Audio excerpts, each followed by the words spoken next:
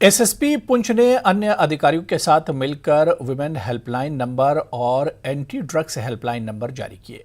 कुछ जिले में इस वर्ष अब तक महिलाओं के खिलाफ होने वाली घटनाओं के हमारे विमेन सेल में 2500 शिकायतें दर्ज हुई हैं, जिनमें से हमने आपसी बातचीत और पारिवारिक सुलह के करीब 97% मामलों को सुलझा लिया है, जबकि 80 मामलों की एफआईआर दर्ज कर उनको चालान पेश किए हैं, जिन पर कार्रवाई जारी है। ये कहना है एसएसपी पुंछ रोहित बस्कोत्रा का। नंबर ऑफ कंप्लेंट्स हैं कि जो हमारी माताएं बहनें बच्चों को परेशानी होती है, जिनको वो इलाज करती है हमारे वुमेन सेल में। उसकी कारकर्दगी के बारे में अगर मैं दो शब्द कहूँ तो तकरीबन इस साल जिला पुंछ में 2500 के करीब 2500 कंप्लेंट्स जो औरतों ने हमारी महिलाओं ने करी हैं, और जिसमें तकरीबन 97 कंप्लेंट्स का जो इजाला है कोशिश करके फैमिली को सेटलमेंट करके उनका डिस्पोजल किया गया है।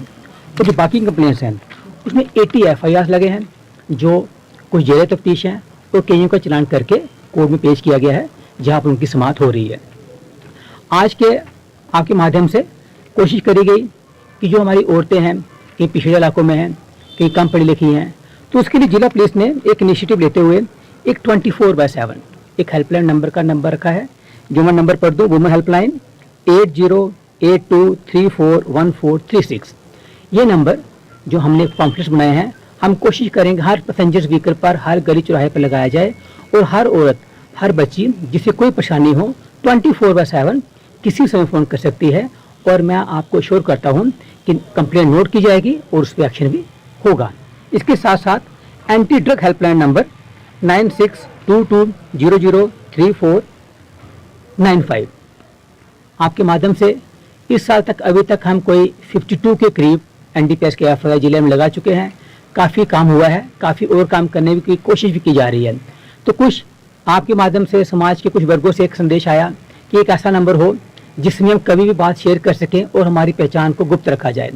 तो इस नंबर के माध्यम से, जिसको हम सोशल मीडिया पर, पब्लिक ट्रांसपोर्ट पर, पब्लिक प्लेसेस पर डिस्प्ले भी करेंगे, आप कोई फोटो किसी के बारे में कोई बात बता सकते हैं और हम उसका इन्वेस्टिगेट करके, ऐसा नहीं कि किसी ने बात बताई, क्या पता उसमें उसका कोई अपना जाती मकसद हो, प्रॉपर इन्वेस्टिगेट करके अगर वो बंदा मनशियात में मुलविस है उसके खिलाफ भी पूरा कार्रवाई। बारामूला के रफियाबाद में सड़क दुर्घटना हुई है। इसमें 10 लोग घायल हुए हैं और एक युवक की मौत हुई है। हाईवे पर 3 वाहनों की टक्कर हुई है। बारामूला के रफियाबाद में एक सड़क हादसे में एक युवती की मौत हो गई, जबकि अन्य 10 लोग घायल हो गए।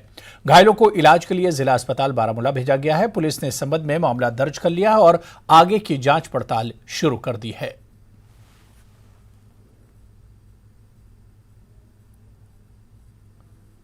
गुरेज के कुछ होटल मालिकों का कहना है कि कोविड-19 की पहली लहर के दौरान प्रशासन ने उनके होटलों से कोविड के मरीजों के लिए खाना मंगवाया, लेकिन न इस खाने का पैसा आज तक दिया गया।